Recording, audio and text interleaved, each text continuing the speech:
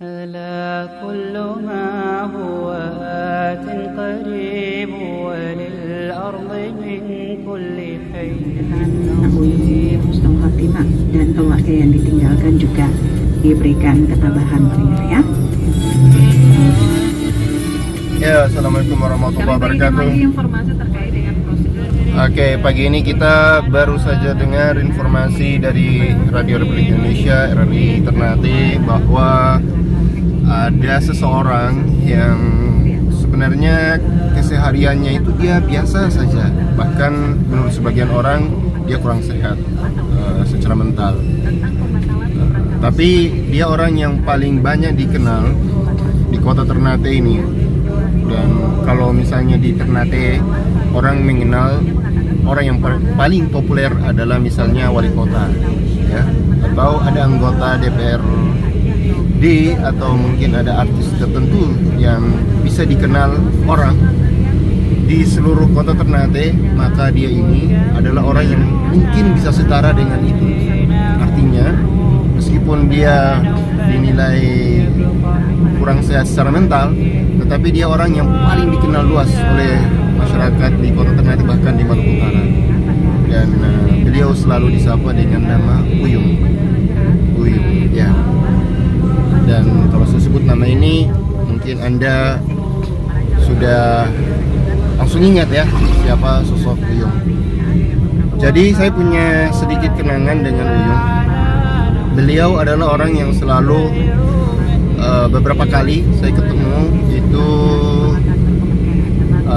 berada di perempatan depan RRI Ternate, jadi ujung lapangan Selero.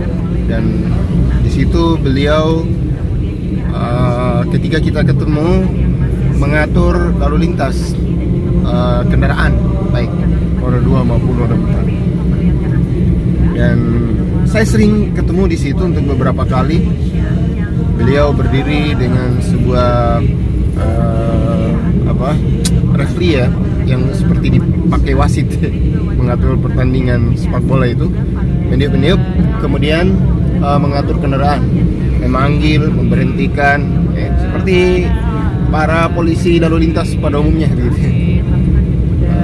Jadi berapa kali kita lewat beliau di situ, dan kami berapa kali juga berhenti karena mungkin kami melihatnya sebagai sesuatu yang ya mungkin kita kasihan gitu ya. Jadi kita beri uang dan beliau menerima, meskipun yang pemberian kita itu sangat sedikit, beliau terima.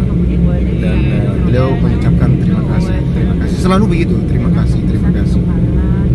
Jadi lain kali lagi saya ketemu di Masjid Al-Muhajirin, Masjid Arab yang di Fala Jawa itu. Waktu itu hujan, jadi saya berhenti untuk mau mandi di air laut.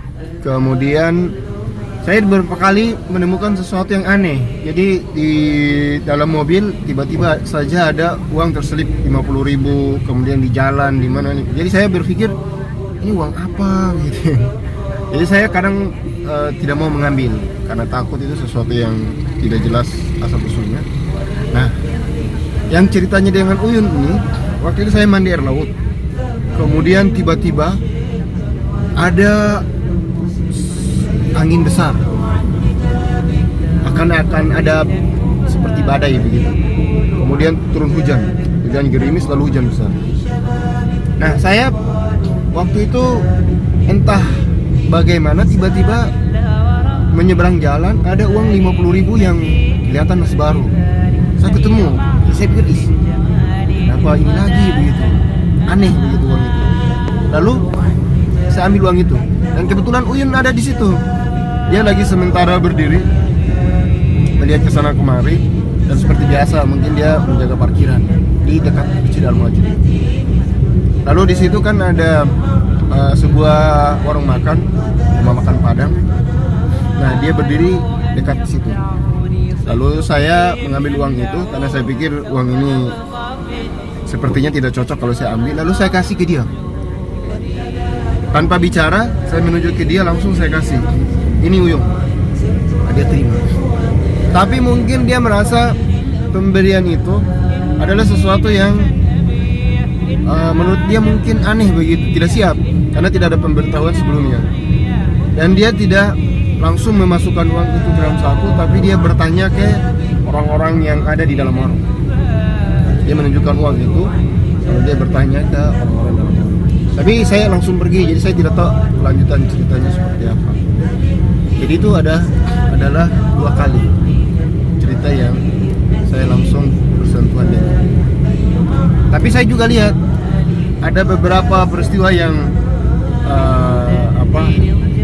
membawa-bawa nama dia.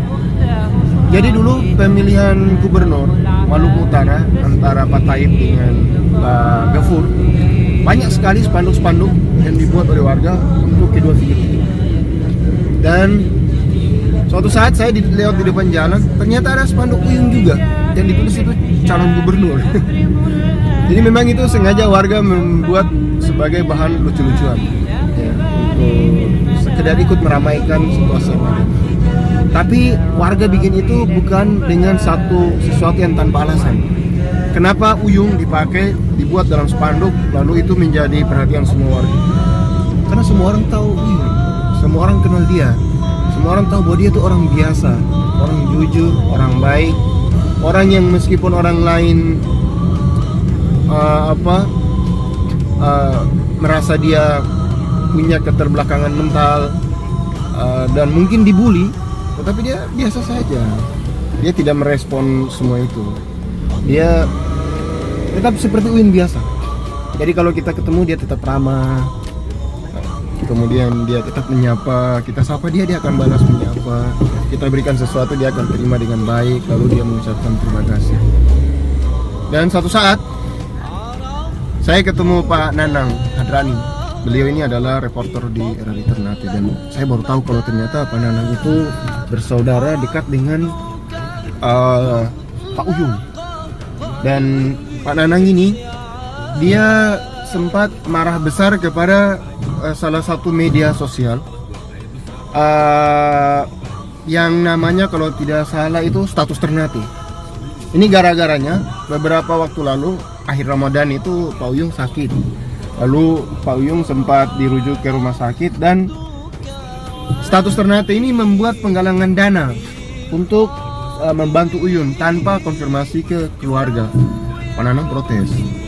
Karena Pak Nanang bilang biar dia begitu tetapi dia punya keluarga, kami masih bisa membantu dia.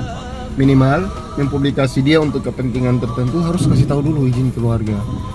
Dan di situ juga saya merasa oh iya ya.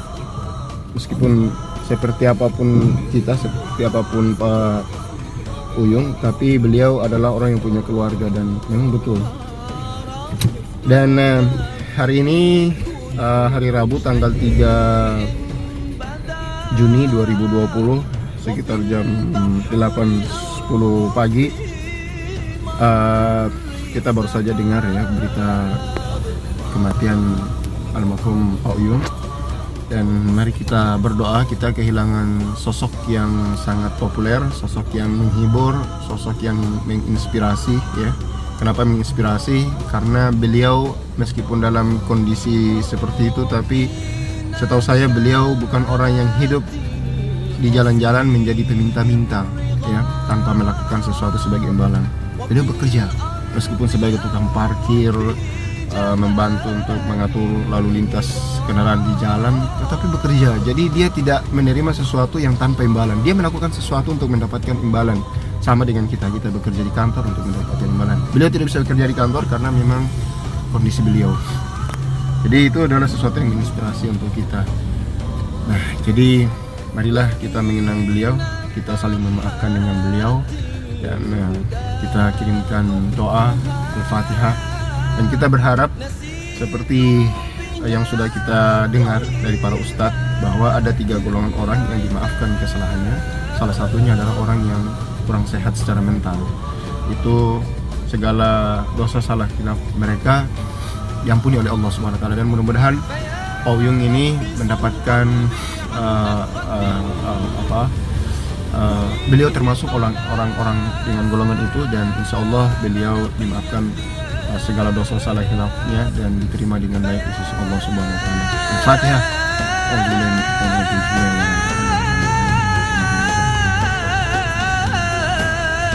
Amin. Baik, itu saja. Assalamualaikum warahmatullahi wabarakatuh.